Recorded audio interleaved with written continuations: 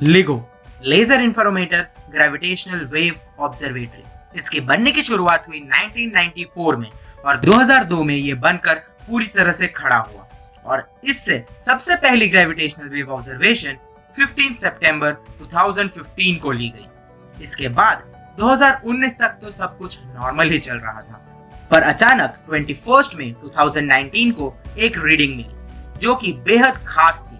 खास इसलिए क्योंकि ये सबसे बड़ी रीडिंग ही नहीं बल्कि सबसे दूर से मिल रही रीडिंग भी थी, जो 17 बिलियन लाइट ईयर्स दूर से हमारे पास आ रही थी। ये रीडिंग आखिरकार थी किसकी जो ये इतनी खास थी?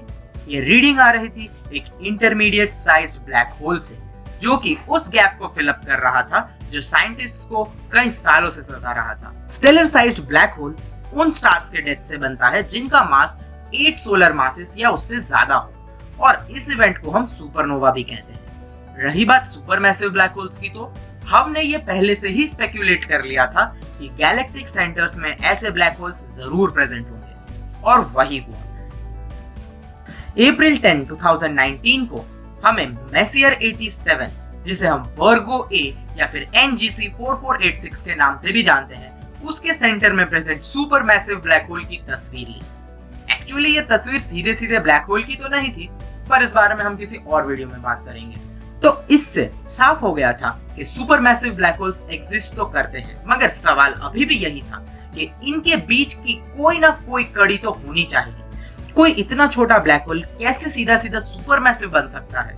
यही हमको सोचने पर मजबूर किया कि बीच में कहीं ना कहीं इंटरमीडिएट साइज्ड ब्लैक होल्स जरूर होंगे, और यही सवाल हमको अब तक सताती आ रही। पर ये सवाल का जवाब मिलने से पहले ही हमारे दिमाग में एक और सवाल आ खड़ा हुआ कि आखिर ये इंटरमीडिएट साइज्ड ब्लैक होल बनते कैसे होंगे, क्योंकि इतने बड़े स्टार्स का सुपरनोवा अगर होता भी है तो वो इतना ज्यादा केओटिक और कैटास्ट्रोफिक होगा कि आखिरकार वहां कुछ भी नहीं बचेगा, और ये ब्लैक होल्स बनेंगे कैसे फिर? तो ये सवाल तो बहुत बड़ा था, मगर 2019 में जब GW 190521 इवेंट को ऑब्जर्व किया गया तब हमें इसके जवाब मिलने लगे।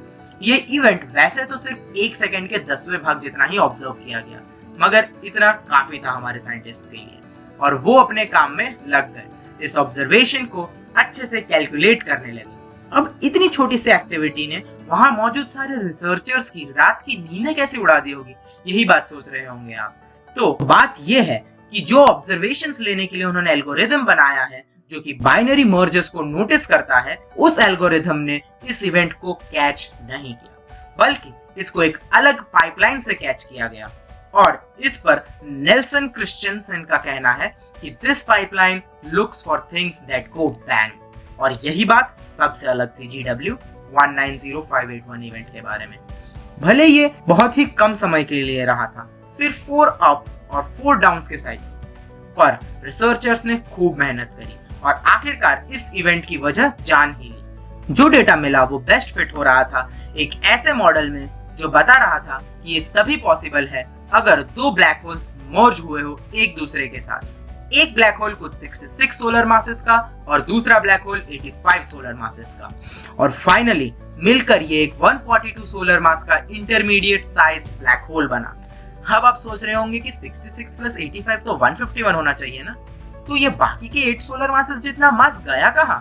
बाकी बचे 8 सोलर मासेस को ऐसे ही गायब तो नहीं होना चाहिए था, क्योंकि हमने law of conservation of mass पढ़ा है, उसके तहत तो ये कतई नहीं होना चाहिए।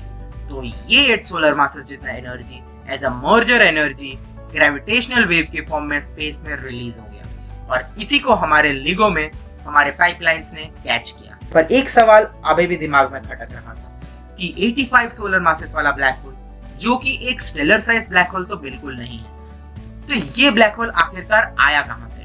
तो साइंटिस्ट्स ने बताया कि ये शायद एक प्रीवियस ब्लैक होल मर्जर का रिजल्ट है, और बाद में जाकर ये 66 सोलर मासेस वाले ब्लैक होल के साथ जाके मर्ज हुआ। बट स्टिल बात कुछ और भी हो सकती है, मगर इस इवेंट ने कई और रास्ते खोल दिए हैं फिजिसिस्ट्स के लिए इस यूनिवर्स को एक्सप्लोर करने का। आपको क्या लगता है इस इवेंट के बारे में? आप क्या सोचते हो इसको लेकर? मुझे कमेंट सेक्शन में जरूर बताइएगा।